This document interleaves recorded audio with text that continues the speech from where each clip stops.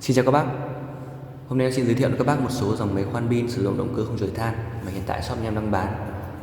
Chương trình khuyến mại giảm giá khi các bác ấn đăng ký và ấn chuông để nhận thông báo có video mới của shop em vẫn đang được áp dụng với tất cả các mặt hàng khi các bác mua hàng, và giảm giá tối đa 50.000. Đầu tiên, mã C12 với giá là 400.000. Máy khoan pin Makita sử dụng điện áp pin 12V. Hộp này hộp không phụ kiện. Các bác sẽ được 2 pin và một sạc. Sạc của nó là sạc adapter các bác. Sản phẩm có 2 chế độ: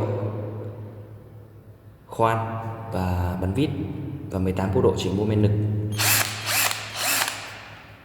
Đèn flash, điều tốc. Thì có một số bác quan tâm đến các mặt hàng em đang bán ấy, thì câu hỏi là hàng chính hãng hay không. Thì em nói thật luôn là các sản phẩm của các hãng Makita, The World và Bosch mà bên em đang bán hoàn toàn đều là hàng liên doanh hết. Nhưng chế độ bảo hành và chế độ đổi trả khi cái hàng bị lỗi thì không thua kém gì hàng chính hãng cả. Chế độ bảo hành của bên shop nhà em là bảo hành 1 năm và đổi trả khi hàng bị lỗi trong vòng 10 ngày.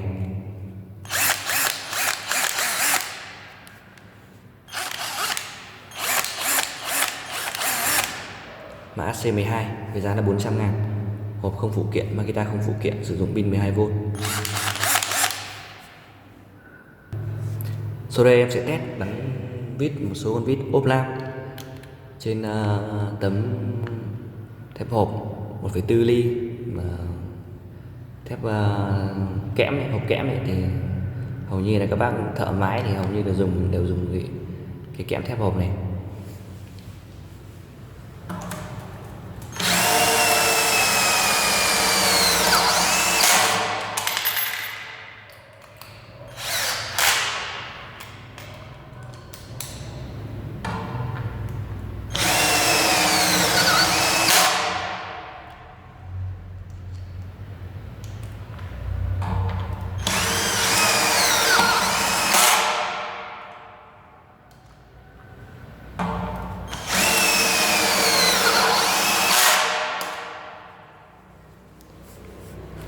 Mã C12 với giá là 400.000.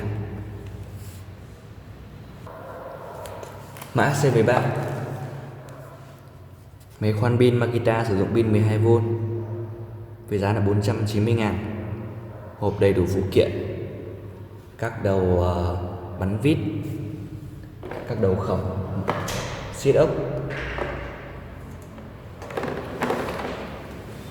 và te góc để các bác siết xoáy ốc ở những vị trí cong gập.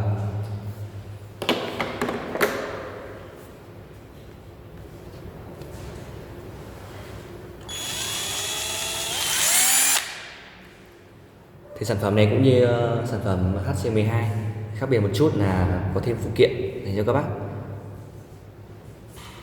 Về thông số kỹ thuật của máy thì cũng không khác gì nhau cả, chỉ khác biệt mỗi là hộp của nó có những cái đầu khẩu và những cái mũi khoan.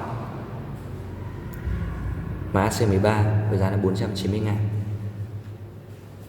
Vẫn bao gồm 2 pin, một sạc và các đầu khẩu phụ kiện, các mũi bắn vít, các mũi xoáy siết vít, đều có đèn flash, đều tốc rất tốt.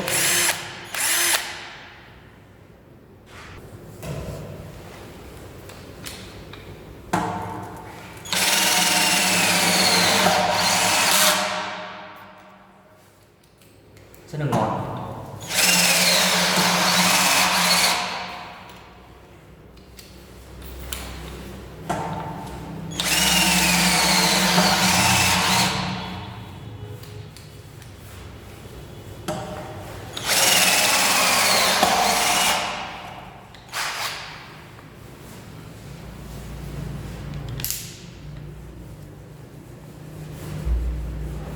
Mã C13 với giá là 490.000.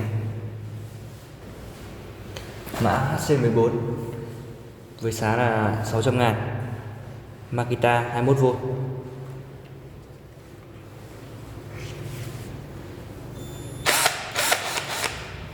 cũng có 2 chế độ khoan và bắn vít, và 18 cấp độ chỉnh mô men lực.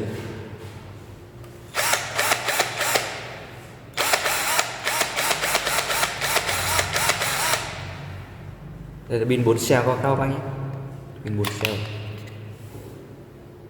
Cách phân biệt rất đơn giản các bác để ý ở trên thân pin này, chữ 4S ấy, 4S của nó chính là 4 sao, 4 cell đây. Nếu có 5 cell, pin 5 cell này sẽ là 5S.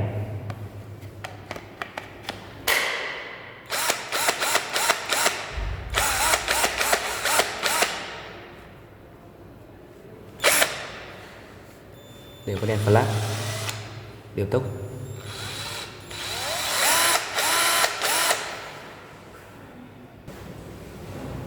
Sau đây em test vài con vít.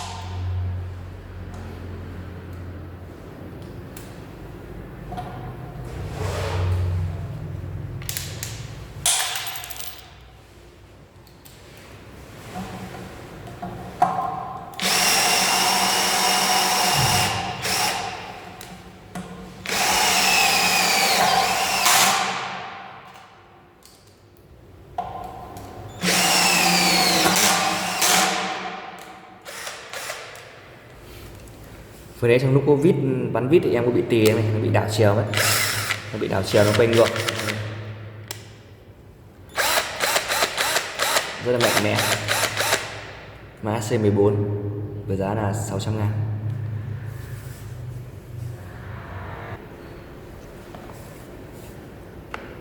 Mã C18 với giá là 700.000. Máy khoan bằng pin đầu Ua 24V. Sản phẩm có 3 chế độ: khoan, bắn vít và búa, và 25 cấp độ chỉnh mô men lực các bạn.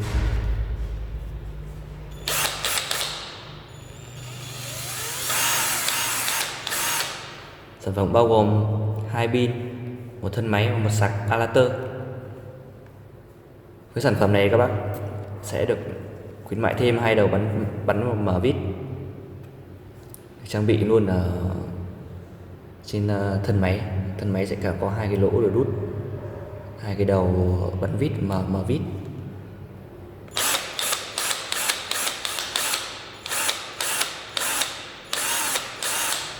Điều tốc rất tốt.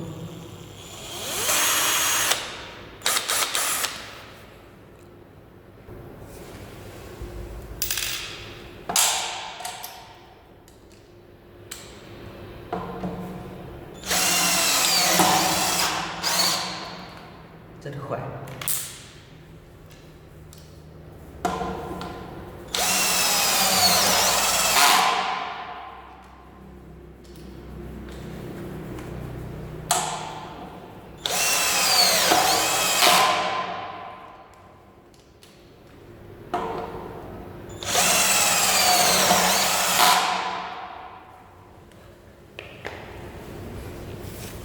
Mã C18 giá là 700.000.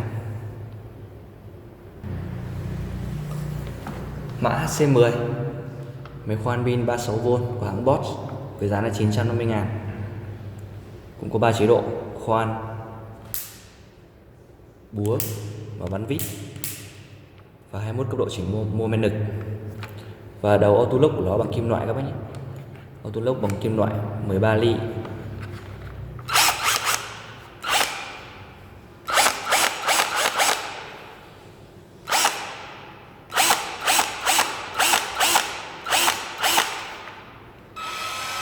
Đèn led được trang bị phía dưới.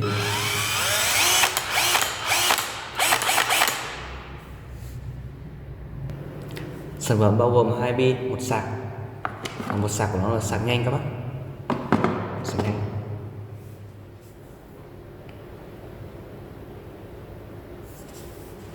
2 pin, 1 sạc và thân máy. Máy khoan pin Bosch 36V, đầu auto lock bằng kim loại. Với hàng auto lock bằng kim loại này các bác, khi các bác vô tình làm rơi nó không bị vỡ.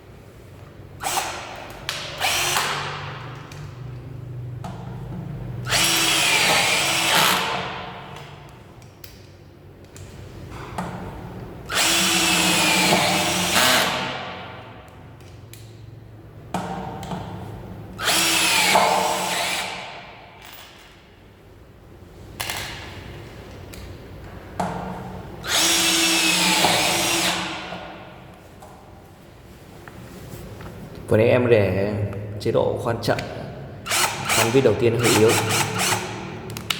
rất là mạnh mẽ. Mã AC10 với giá là 950.000.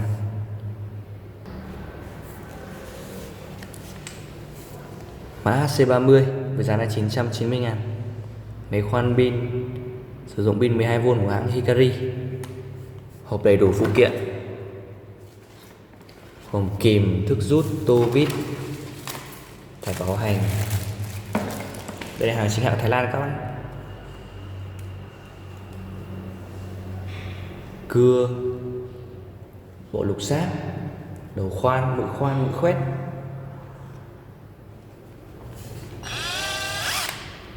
Sản phẩm có 2 chế độ, khoan là bắn vít và 25 cấp độ chỉnh môn men lực. Sử dụng pin 12V các bạn.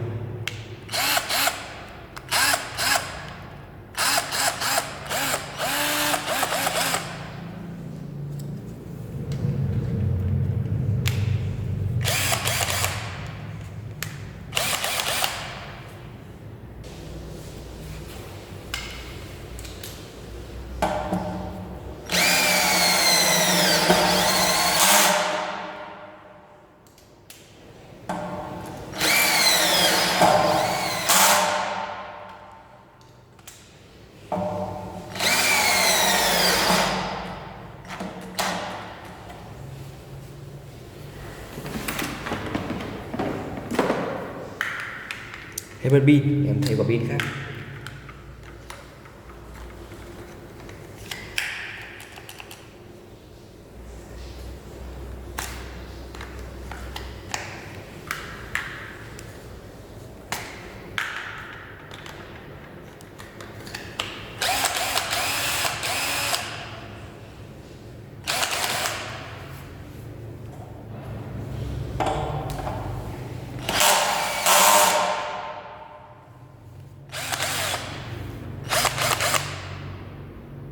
Mã C30 với giá là 990.000.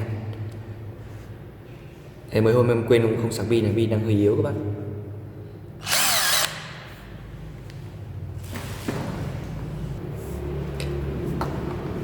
Mã C19 là dòng chuyên xếp bu lông của hãng đầu Wua với giá là 1.700.000. Sử dụng pin 99V các bác.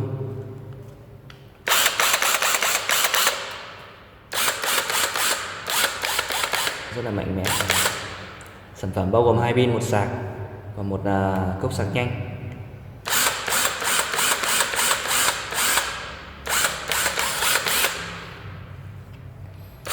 Các bác vào kênh bán hàng của em ấy, trước em có một video test dòng sản phẩm này mở ốc xe máy ấy.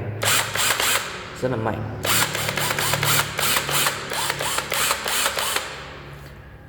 Với cái hàng chuyên bu lông này, các bác có thể chuyển đổi sang để bắn vít, nhưng các bác phải mua một cái đầu chuyển đổi của nó. Đầu chuyển đổi của nó là 50.000.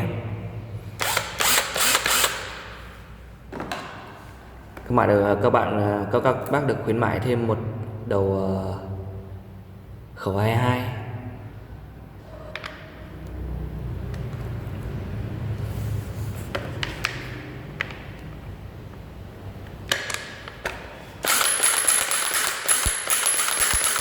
búa đập rất là thanh. Mã C20 dòng chuyên siết bu lông của Makita với giá là 1.200.000. Sản phẩm bao gồm 2 pin, một sạc, một thân máy sạc nhanh và một đầu khẩu 22, quai đeo. Mã C20 với giá là 1.200.000.